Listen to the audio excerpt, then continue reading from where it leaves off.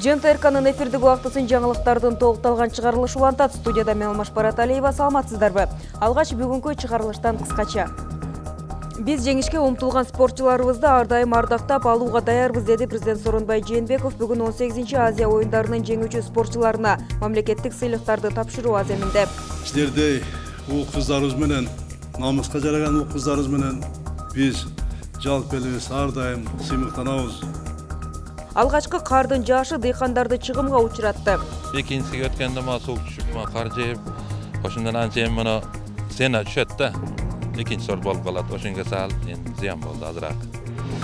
Жалбат шаарында биринчи жолу Фрезениус медикалык диализдик борбор ачылды.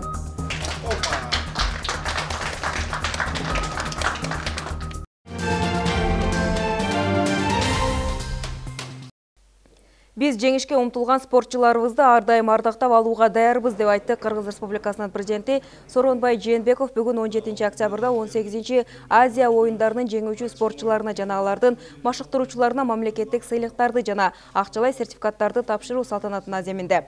Мекенибиздин 20 спорт чебери байгелүү оюндарды жеңип алып, мекенибиздин желеги эл аралык аренада желбиреди.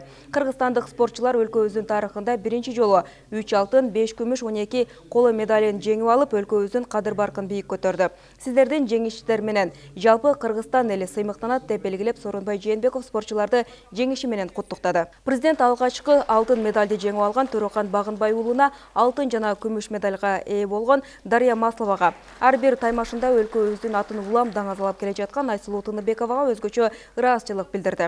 Ошону менен бирге эң жаш спортчу 19 жаштагы Акжол Махмудовго токтолуп, кыргызстандыктар андан алдыдагы олимпиадалык оюндарда жеңишке жетет деп ишеним артып жатканын баса белгиледи.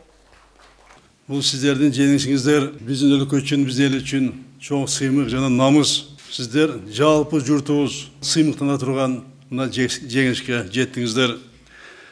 Силердей уул кыздарыбыз менен, намыска жараган уул кыздарыбыз менен биз жалпы элибиз ар дайым сыймыктанабыз. Баардыгыңыздарды ушул 18-чи Азия оюндарында жетишкен жеңишиңиздер менен чын жүрөктөн куттуктайм. Жогорку кеңеш Кыргызстандын тышкы иштер министри кызматына Чыңгыз Айдарбековдун талапкерлигин бир добуштан колдоду.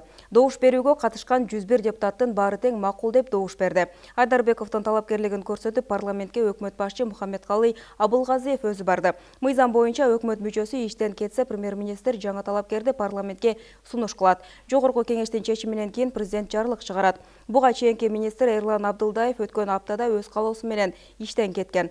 Чыңгыз Айдарбеков 41 жашта. Кыргызстандын эл аралык университеттен эл аралык байланыштар жана юриспруденция адистиктери боюнча аяктаган. 1998-2008 жылдары ТИМ системасында атташе, катчы, бөлүм башчы болуп иштеген.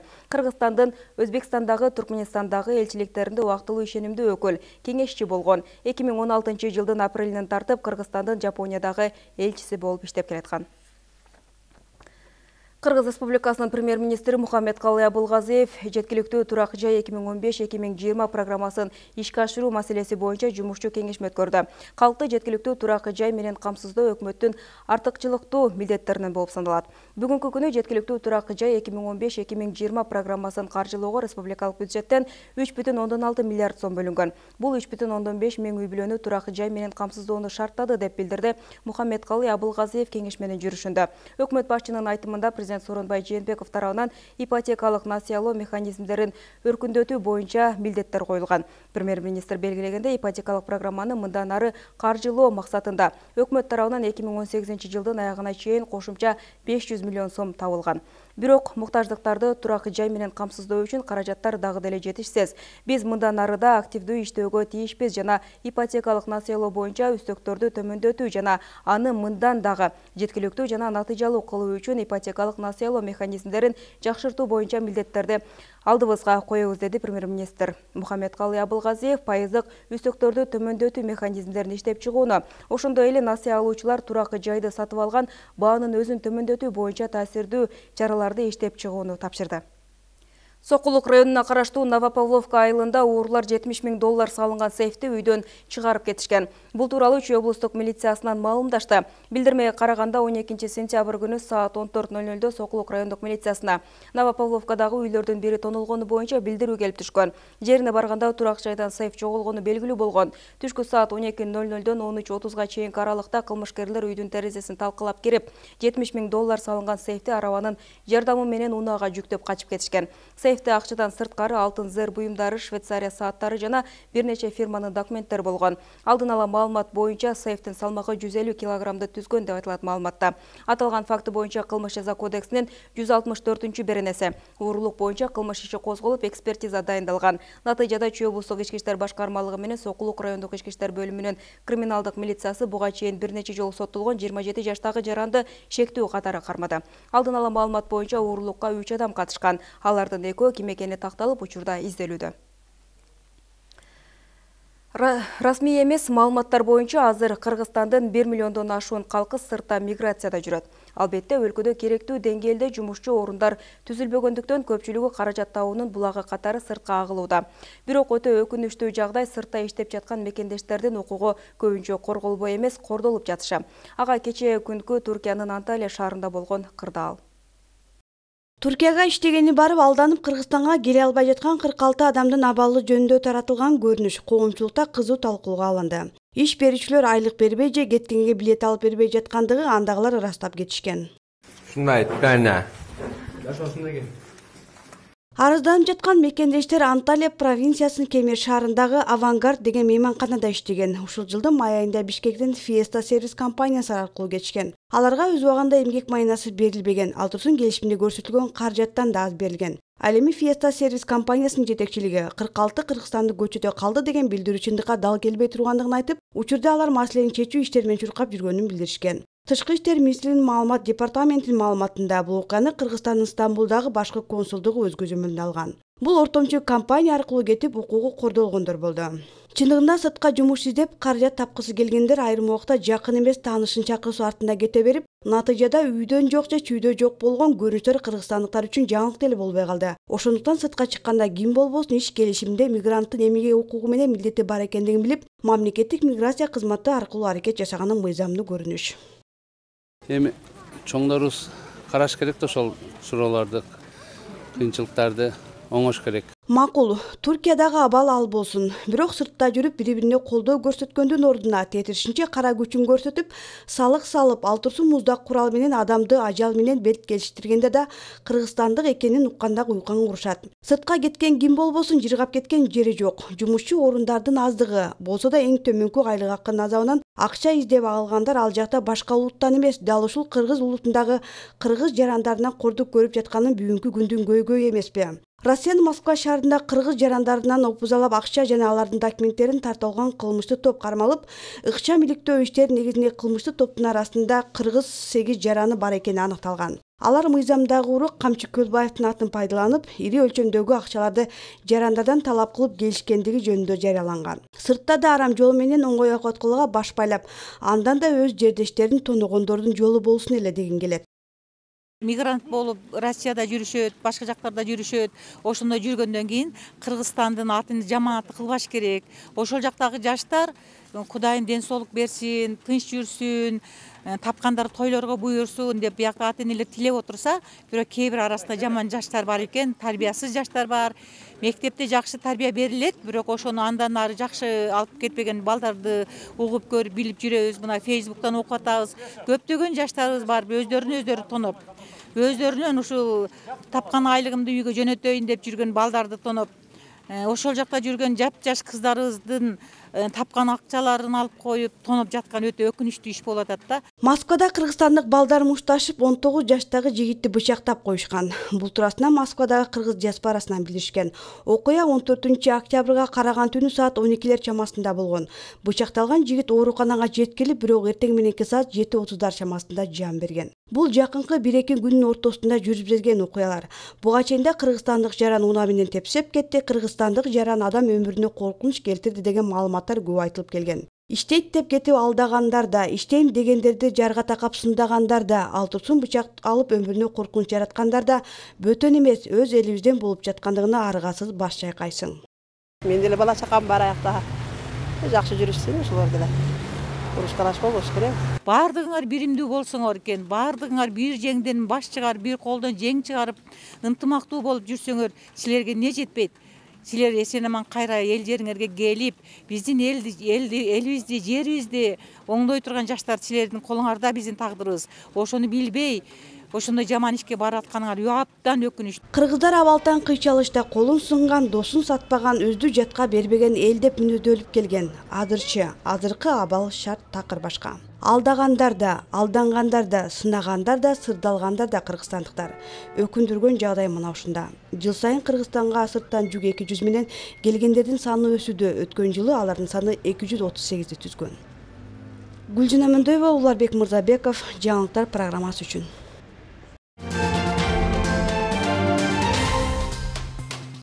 Өлкө аймагына быйылкы жылы суук эрте түшүп, ал турсун алгачкы кар да жаап өттү. Учурда Жалал Абад облусунун тоолуу аймактарында кардын калыңдыгы 20 сантиметрге жеткен. Ал эми Базаркоргон районунун дыйкандары да мындай ызгар сууктун кесепетинен чыгым тартып отурат. Бул багытта кененирээк Алина Адилбек кызы айтып берет. Азыркы учурда күз мезгилинин акыркы айлары өкүм сүрүүдө. Бирок өлкөнүн айрым район шаарларында алгачкы кар жаады. Бул көрүнүш эңириде дыйкандардын түшүмдөрүнө өзүнүн кедергесин тийгизүүдө. Алсак Базаркоргон районунда пахта аянттары, ошондой эле шалы эгиндери толук жыйналып бүтө элек болчу. Бүгүнкү күндө пахтанын кээ бир жерлерде экинчи, кээ бир жерлерде үчүнчү теримдери калып калды. Бул деген нерсе мына кардын жаагандыгына байланыштуу пахтанын сортун төмөндөтөт дагы, сатуу баасын дагы төмөндөтүп жиберет. Ошон үчүн бул маселе кар дыйкандарга кыйынчылыктарды алып келиши күтүлүүдө. Аталган райондун тургуну Шермамат Сатыкулов 7 жылдан бери пахта жана шалы эгүү менен алектенип келет. Каарманыбыз үчүн сууктун эрте түшүүсү өзгөчө чыгымга учуратты. Анткени 2 гектар жерге эгилген пахтанын болгону биринчи терими терилип, эми жакынкы күндөрү экинчи, үчүнчүсүн терүүнү көздөп жаткан. Жаан карга айланып пахтанын сортун начарлатты. Пахтанын баштапкы баасы 45 сомдон болсо, эми мындан аркысын аргасыздан арзан баада заводторго өткөрөрүн айтат. Биринчи терим жакшыны кайтерип алдык. Эми экинчисиге өткөндө мага суук түшүп, кар жээп, ошондон анча эми муну сена түшөт да. Экинчи сорт болуп калат. Ошонго сал эми зыян болду азыраак. Эми ачылып кетсе, Кудай кааласа жакшы калган эми жыйнап алабыз да. Район боюнча жалпы 3000 гектардан ашуун жерге пахта эгини эгилсе, учурда анын 520 гектары толук жыйналып бүтө элек. Ошондой эле 1000 гектардан ашык жерге эгилген экинчи түшүмдөр да кар алдында калды. Ал эми дан эгиндеринин катарына кирген шалынын 330 гектар жери орула элек. Эми дыйкандарга кол менен аткарылчу иштер көбөйдү. Шалыра турган комбайндар кирип оруп чыкканга кыйла кедергисин тийгизет. Муну эми мындан бияка кол менен урганга туура келет. Кол жумушун көбөйткөндүгүнө байланыштуу дыйкандын тез арада оруп жыйноосу 1 айга, 1,5 айга созулуп кетиши мүмкүн бүгүнкү кардын жаагандыгына байланыштуу. Аба абдан төмөндөп кеткен болсо, кургатып алуу жактары да кыйын болот. Эгер шалы көп нымда туруп калган болсо, ал өзүнүн сапатын начарлатат дагы, өзүнөн какой-то бир жыт чыгарып, анан кийин аны тегирменге шал ак жуазга алып барып актатканда сына турган болуп калат да. Бул дагы дыйкандарга кыйла өзүнүн терс таасирин тийгизет. Кошумчалай кетсек, райондогу дыйкандардын эмгеги менен өстүрүлгөн пахтаны заводдор сатып алып, андан ары Турция, Россия, Кытай өлкөлөрүнө экспорттойт. Алина Адилбек кызы, Манас Назаров, Базаркоргон району. Жалал Абад шаарында биринчи жолу Фрезениус медикалык диализдик борбор ачылды. Аталган борбор Кыргызстандын саламаттыкты сактоо министрлигинин ортосундагы мамлекеттик жеке өнөктөштүк жөнүндөгү макулдашуунун негизинде ишин баштайт. Мында өнөкөт бөйрөктүн жетишпегендик менен ооруган жарандардын саламаттыгын тейлөө кызматынын сапатын кыйла жогорулатууга мүмкүндүк берет.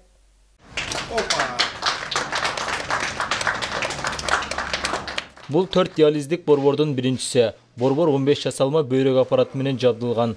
Мында 13 жогорку квалификациялык кызматкерлер иштейт. Ошону менен бирге заманбап шартта курулуп, бейтаптар үчүн бардык шарттар каралган.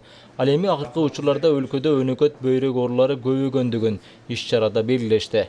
Республикада бүгүн 1178 адам алып атат да буну. Эмне үчүн биз буяка өттүк өнөкөткө? Мамлекеттин бүгүнкү күндө өзүңүздөр билесиздер, экономикалык абал боюнча кошумча бөлө турган бюджетте каражаттын жоктугунан Екінші жақтан көп өлкөлөрдө, Великобритания, Турция, башка мамлекеттерде бұл мамлекеттик менчик өнөктөштүк боюнча жалаң эле саламаттык сактоодо эмес, башка тармактарда да иштейт да. Ошондуктан ошол 2012-жылы мыйзам кабыл алынгандан кийин токтом кабыл алынып, эми ишке кирип атат да. Бул биринчи бүгүнкү күндө Жалал Абадтагы ачылган бүгүнкү мамлекеттик менчик өнөктөштүк алкагында ачылган бул гемодиализдик борбор болуп эсептелет. Өнөкөт бөйрөктүү дарылоонун эң эле кеңири тараган түрү бул гемодиализ. Бул ыкма жасалма бөйрөк аппаратын колдонуунун жардамы менен канды токсиндерден тазалоого жана оорулардын организминде суу электролиттик жана кычкыл шелоштук балансты жөнгө салууга мүмкүндүк берет. Мындан улам бул жайлардын ачылуусу жарандар үчүн жакшы шарт түзүп, жумуш орнуктары да пайда болду. Бүгүн гемодиализ кызматы аюуга болгон үмүтүн актаган, орун алдын алууга үндөгөн жай болушуна ишенем. Ошого тилектешмин. Саламаттыкты сактоо тармагында оору менен күрөшүү эмес, ар кандай оору илдетти алдын алууга калкты үндөш керек биринчи. Самалыкка катышкан өкмөттүн областагы өкүлүнүн орун басары Рыспек Забеков элдин саламаттыгы башка орунда экендигин белгилеп, борбордун жетекчисине ыраазычылык баракчасын тапшырды. Белгилей кетсек, аталган борбор Жалал Абадта алгачкы жолу ачылды. Мындан ары Бишкек жана Ош шаарларында ачылат. Ильяс Турдубай уулу, Зарина Чапар кызы, Баяман Тургуналиев, Жалал Абад шаары. Аймактарды өнүктүрүү жылынын алкагында Аксы районундагы Коштөбө айыл аймагында кош майрам болду. Анткени айылдын чак ортосунда кечи футбол аянтчасы, ал эми Темиркул Мавлянов орто мектебинин алдында 100 орундуу балдар бакчасы ачылды. Кененирээк аймактык кабарчыбыздын материалында. Коштөбө айыл аймагында 7 мектепке чейинки билим берүү уюмдары иштейт. Анда 1000ге жакын жетинчектер тарбияланат. Калктын санынын жыл сайын өскөндүгүн эске алганда аталган айылга бакча тартыштыгы жаралууда. Учурда 300дөн ашуун ата-эне балдарын бакчага берүүгө кезекте турат. Балдар бакчасынын негизги максаты айылдарда балдар бакчасы жетишпегендиктен анан ушу атай мектептин астында 3 сааттык мөөнөт ачылып атат. Азыр биздин бул балдар бакчасы 100 балага таштырылган. Түшкө чейин 2 группа, түштөн кийин 2 группа. Ушулар келип мына бүткүл дүйнөнү банк каржылап берди. Бала бакчалар ачылды. Бул бала бакчанын ичинде бардык шарты бар. Ысык суусу, мустак суусу дагы бар.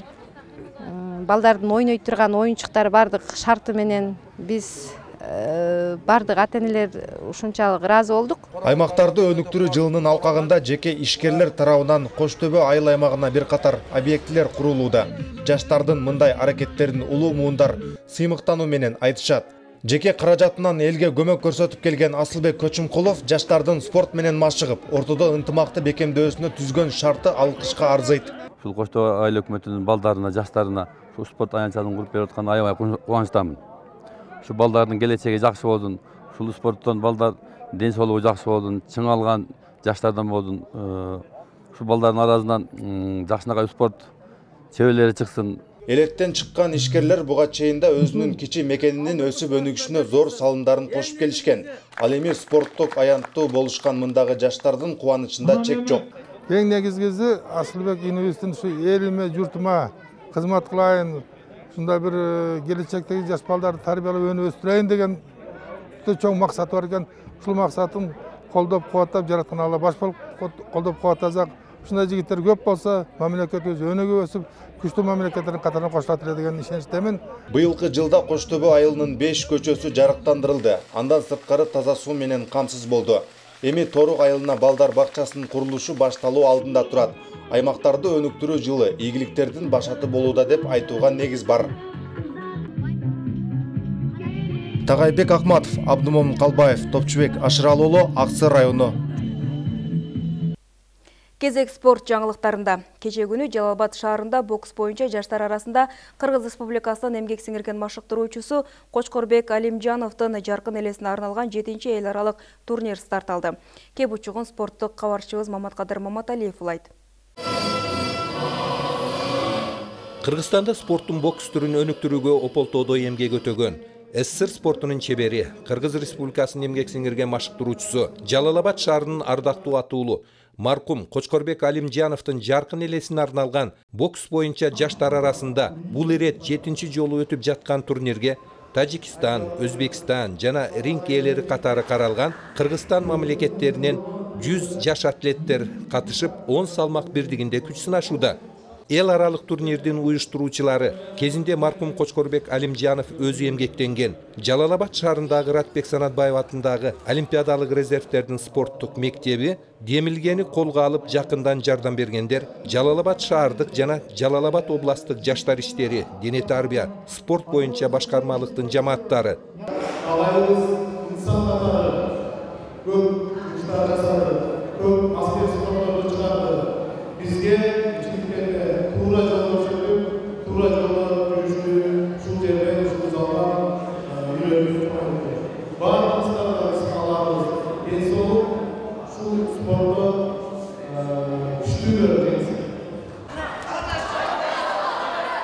Арине, бокс боюнча Кыргызстандын курама командасынын алдыңкы сабында турган Кочкорбек Алимжановдун эл аралык турнири жогорку деңгээлде өтүшүнө үй бүлөсү тыкыр көз салып турушат. Атамдын жакын элесине арналган жаштар боюнча эл аралык спорт мелдеши башталды. Бул 7-чи турнир. Эсеп боюнча 7-чи турнири өтүп атат. Жогорку деңгээлде десем жаңылышпайм. Ушу көмөк көрсөткөндөргө Жалалабад шаардык мэриясына, шаардын спорт комитетине, ошондой эле Ратбек Санатбаев атындагы спорт мектебинин уюштуруучуларына бардыгына терең үй бүлөм атынан терең ыраазычылык билдирем. Кыргыз Республикасынын эмгек сиңирген машыктыруучусу, СССР спортунун чебери, бүткүл союздук Динамо коомунун чемпиону маркум Кочкорбек Алимжановдун жаркын элесине арналган бокс боюнча жаштар арасында өтүп жаткан 7-чи эл аралык турнир бир аптага созулуп, финалдык таймаштар 20 октябрда болуп өтөт. Маматкадыр Маматалиев, Эмирлан Маматкадыров, Жалалабад шаары.